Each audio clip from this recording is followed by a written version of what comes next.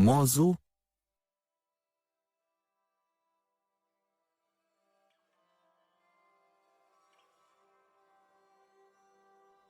अल्लाह के रसूल सल्लल्लाहु अलैहि वसल्लम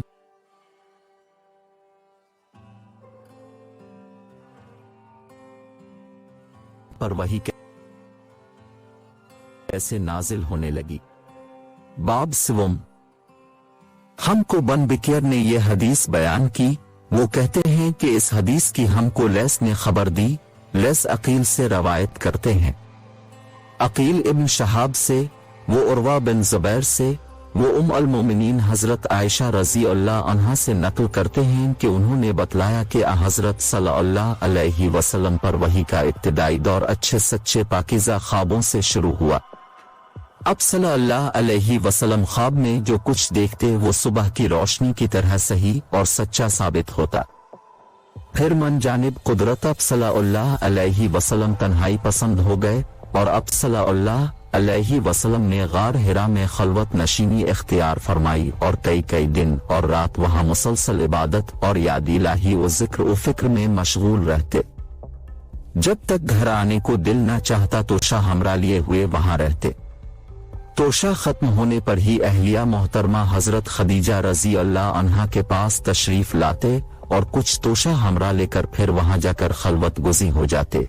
यही तरीका जारी रहा यहाँ तक कि अब सल्लल्लाहु अलैहि वसल्लम पर हक मुनकशिफ हो गया और अब सल्लल्लाहु अलैहि वसल्लम गार हिरा ही में क़याम पजीर थे कि अचानक हजरत जिब्राइल अलैहि अस्सलाम अब सल्लल्लाहु अलैहि वसल्लम के पास हाजिर हुए और कहने लगे कि ये मोहम्मद पढ़ो। अब सल्लल्लाहु अलैहि वसल्लम फरमाते हैं कि मैंने कहा कि मैं पढ़ना नहीं जानता।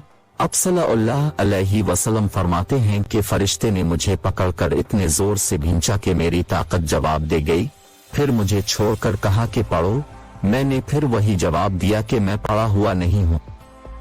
इस फरिश्ते ने मुझको निहायत ही जोर से भींचा कि मुझको सख्त तकलीफ महसूस हुई। फिर इसने कहा कि पढ़।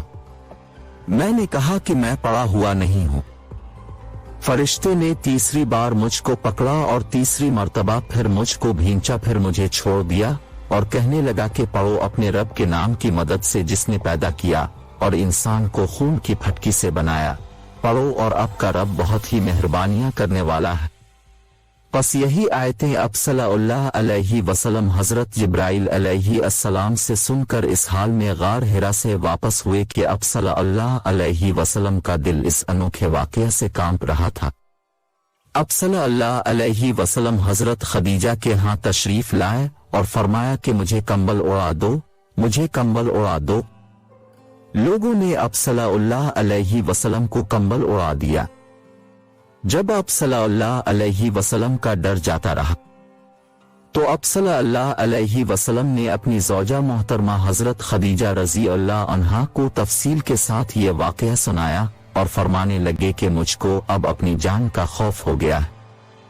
अब सल्लल्लाहु अलैहि वसल्लम की अहलिया मोहतरमा हजरत खदीजा रजी अल्लाह अन्हा ने अब सल्लल्लाहु अलैहि वसल्लम की ढारस बंधाई और कहा कि आपका ख्याल सही नहीं है। खुदा की कसम आपको अल्लाह कभी रुस्वा नहीं करेगा। अब तो अखलाक फाजिला के मालिक हैं, अब तो कुंबा परवर हैं, बेकसों का बोझ अपने सर पर रख लेते हैं, मुफलिसों के लिए अब कमाते हैं, मेहमान नवाजी में अब बेमिसाल हैं और मुश्किल वक्त में आप अमर हक का साथ देते हैं। ऐसे औसाफ हसना वाला इंसान यूं बेवक्त जिल्लत और खुआरी की मौत नहीं पा सकता। फिर मजीद तसल्ली के लिए हजरत खदीजा रजी अल्लाह अन्हा अब सल्लल्लाहु अलैहि वसल्लम को वर्का बन नौफल के पास ले गईं, जो उनके चचाजाद भाई थे और जमाना जाहिलियत में नसरानी मजहब इख्तियार कर चुके थे और इब्रानी जबान के कातिब थे। चुनांचे इंजील को भी हसब मंशाए खुदावंदी इब्रानी जबान में लिखा करते थे। इंजील सरयानी जबान में नाजिल हुई थी, फिर उसका तर्जमा इब्रानी जबान। ये हदीस सही बुखारी से ली गई।